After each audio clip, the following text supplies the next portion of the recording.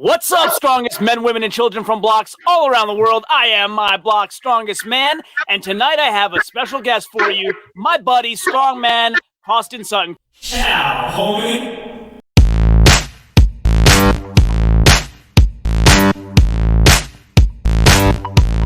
Welcome back to My Block's Strongest Man, where we bring strongman into the mainstream by discussing all of the latest strongman events in the greatest analytic detail that you'll find anywhere on YouTube. If you haven't done so yet, subscribe to this channel. Make sure to comment below whether you agree or disagree with my videos. I love the engagement, and I respond to every single comment. Now on to today's topic. So, I mean, if you had to pick a strongman event that's your favorite event, which is your favorite event, and kind of tell me the story about how you first came across that event and why you liked it so much. I think a staple in strongman is Atlas stones, of course. And so far in my two competitions that I've done, that's the best event that I've had so far. And I think it's just because it's such a big event in strongman itself that it's really fun to do. I knew about it because I had a friend that I met when I used to do band stuff in North Carolina, and he made Atlas stones. So I messaged him on Facebook one day. I was like, "Hey, I'm getting into strongman. Do you still make Atlas stones?" And he was like, "Yeah." And I told him, I was like, "I have no experience at all lifting these. Like, what do you recommend?" And he told me some weights. I picked up it was like a 100-pound and a 200-pound one. So I drove up there, picked them up, started training with those, and I became like obsessed with it. Like I'm straight up obsessed. Like my whole backyard is covered in Atlas stones right now. My wife doesn't like it that much, but oh, really? Yeah, I got everything from like 100 pounds all the way up to 295 so far. Nothing in the threes yet because I haven't bought one. But I just been I picked up those first two, became fell in love with it. Got my first jar of tacky, became obsessed with it, and then I just started buying stones every couple of months. Just training the heck out of it. Nice. Yeah, if you ever outgrow that one and need more, I have a really good contact, a fabricator who's making awesome Atlas stones. Yeah? Well, I got this guy that I've been going to. His name's Clint Moneymaker. He is based in like the Fayetteville area in North Carolina, and I'm pretty loyal to him right now. Cool. But, is he related to the poker champion? What was it, Chris Moneymaker? He might be. I'm not sure. He makes a whole bunch of strongman stuff, and he's kind of the reason I got into the sport. So I'm sticking with him. But he makes everything he specializes in grip implements. He can make axle bars, stones, whatever. So I've been going. Everything that I have in my backyard is pretty much made by him. Awesome. Shoot me over his info when we're done here. I'll promote him. I will, for sure. Yeah, definitely. So, I mean, first of all, like, why an Atlas stone? Isn't it more difficult than a natural stone? Like, you don't have places to get your elbows under, and it's just this spherical, hard kind of thing to hold. Why pick that above a natural stone? Well, I mean, I have natural stones, but I don't have any natural stones that are, in the 200-pound range. I have some that I found in like a river one day, but so the Atlas stones, it's easier for me to come across. My friend can make them pretty fast. There's a good turnaround with that. So, and I think that since I've seen all the competitions that I've seen on YouTube, like when rewatching them, like that's like the main event that everybody really focuses on is Atlas stones. So I figured I'm just going to train the heck out of this. And it was pretty hard. I was like, there's no way that people are doing this for reps, right? And then I got my first jar of tacky, and I was like, oh, okay, this makes sense now. So, I mean, I still got to build up that strength of picking up a raw stone. But when you pick up tacky and you pick up a stone that's 200-something pounds and it feels like it's 10 pounds, it's crazy. Like, I thought I was going to throw it behind me, and I picked it up so fast. Tacky makes that big of a difference, huh? For me, it did, yeah. Yeah. I know I talked to Travis Ortmeyer recently, and he has a thing against too much tacky. Like, he's okay with like just enough, but he hates that like glops that you see on some guys. Like he can't stand it.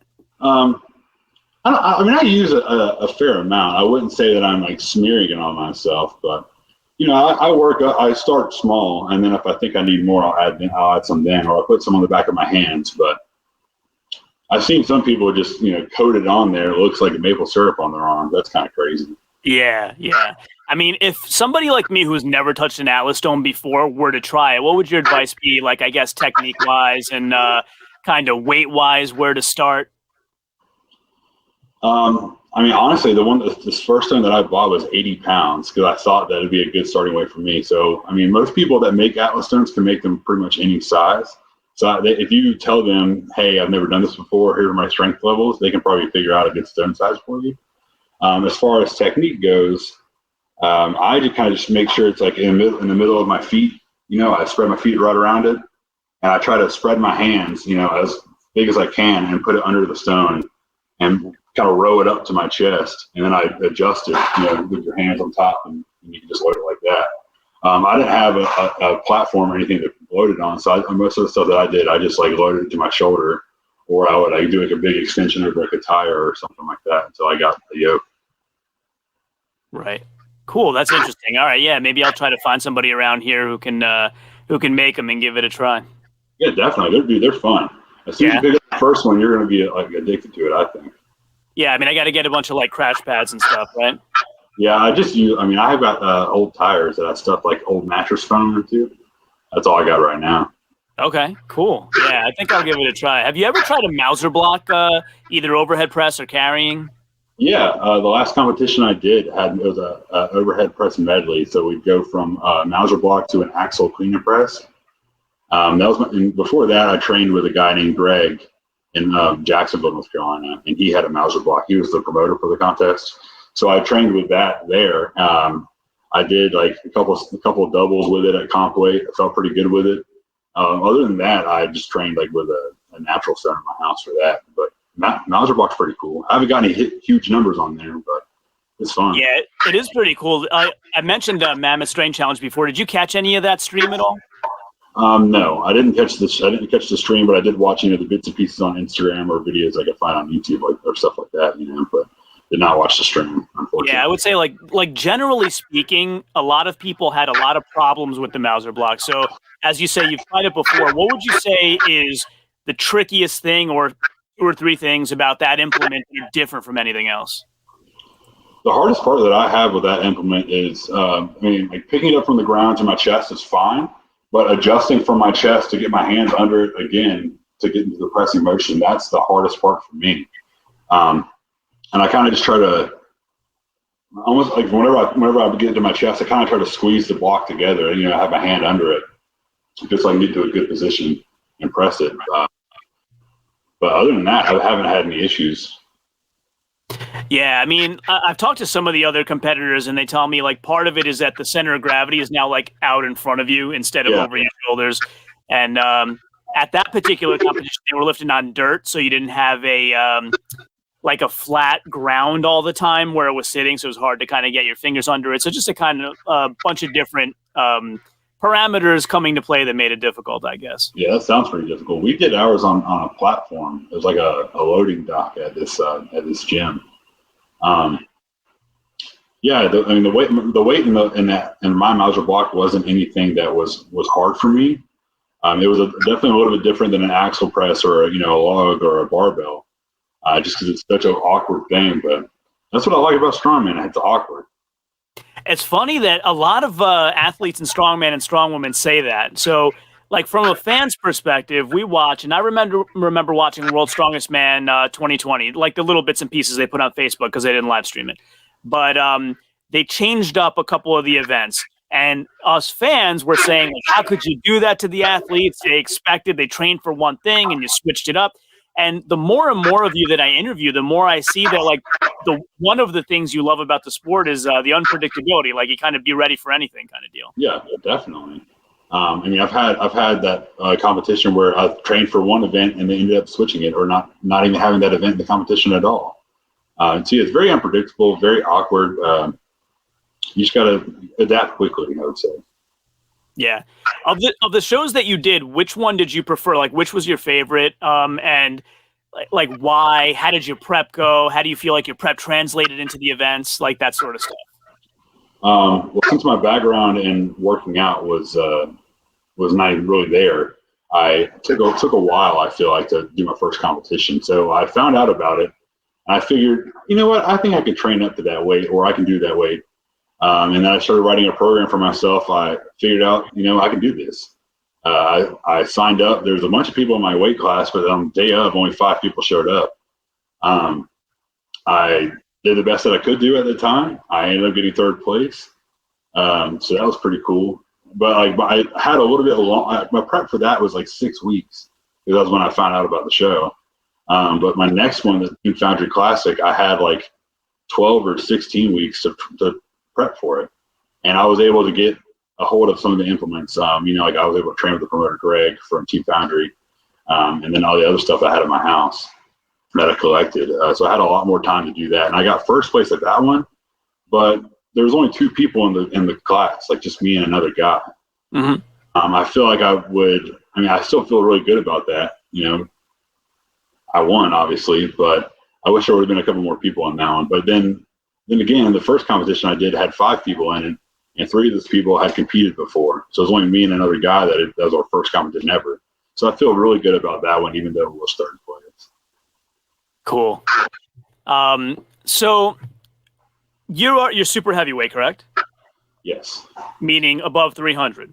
Yes, definitely. Okay, so in a hypothetical world where you had to be under 300, what are your thoughts about like getting as close to the top of a weight class to maximize strength? How much does that matter? Honestly, I don't know, because the 2 competitions, I've always been a bigger guy. The 2 competitions that I've done, I haven't even really needed to weigh in.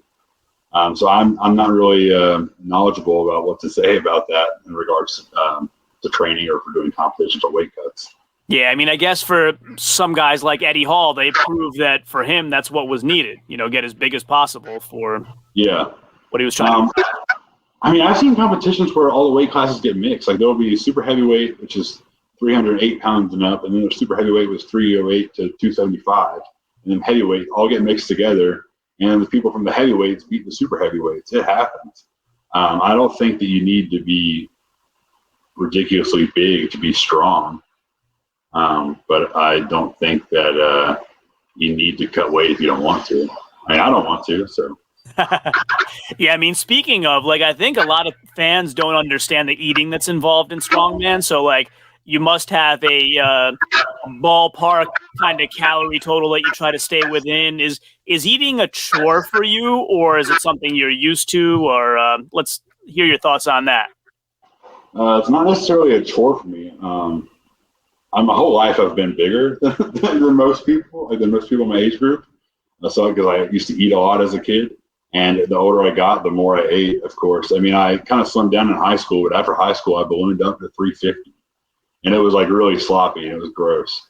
And then I started eating better and walking a little bit more and not necessarily, I didn't go on a diet. I just ate less of the nasty stuff and ate more of the good stuff, and I dropped down to 290. But when I started competing in strongman, I kind of just stopped caring about my weight, and I gained 30 pounds. So, yeah.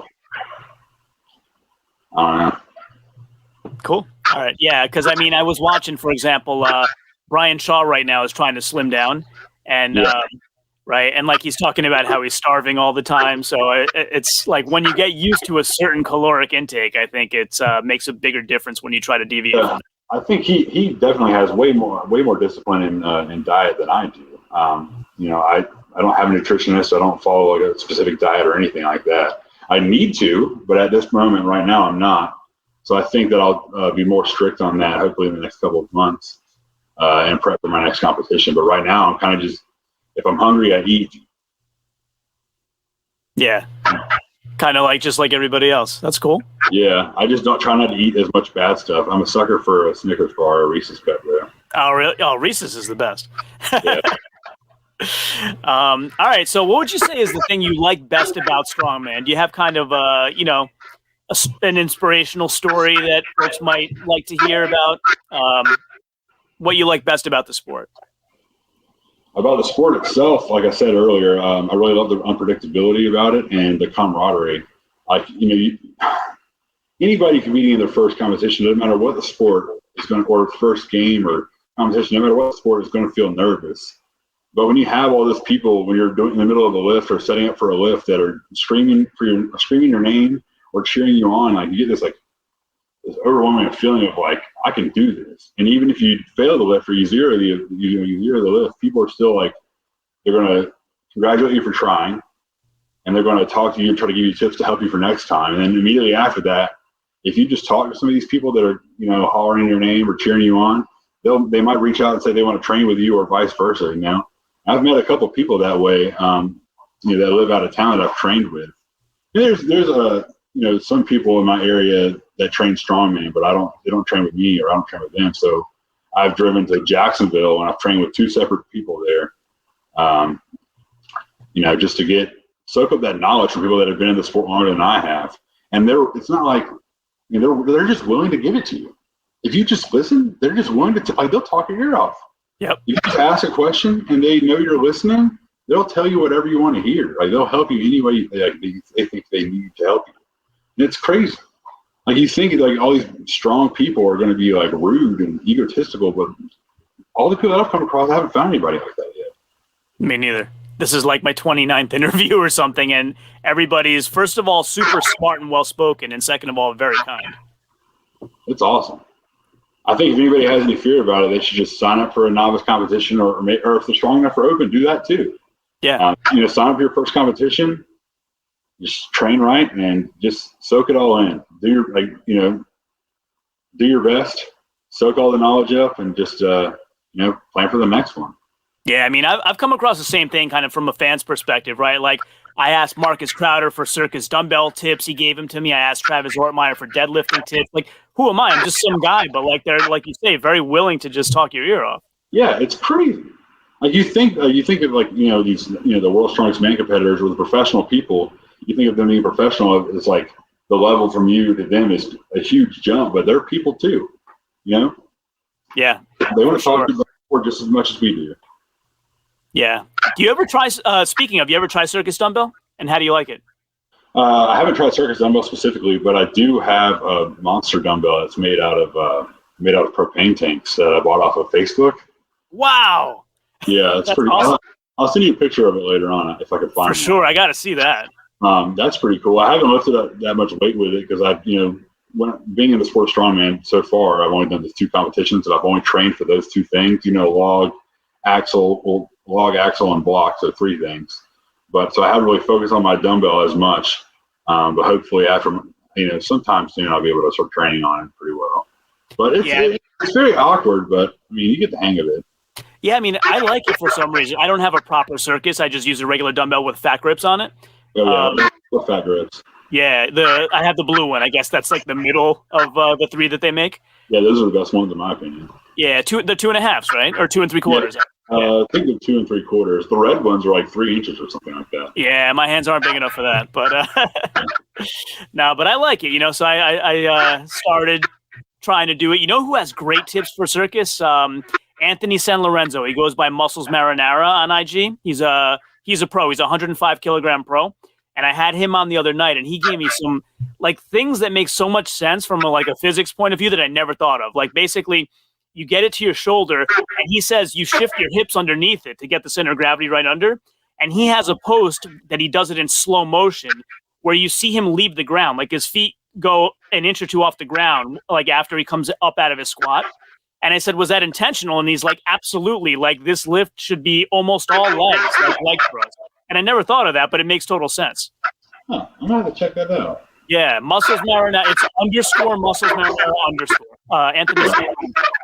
I'll definitely check that out. Yeah. I'll send you a link. It's awesome. Like, he does it in super slow motion so you can see him come up off the ground.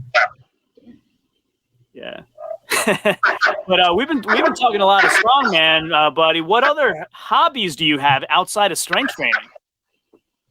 Well, like I said earlier, I've done band stuff before, but my last band kind of ended right as soon as COVID hit the U.S. last year.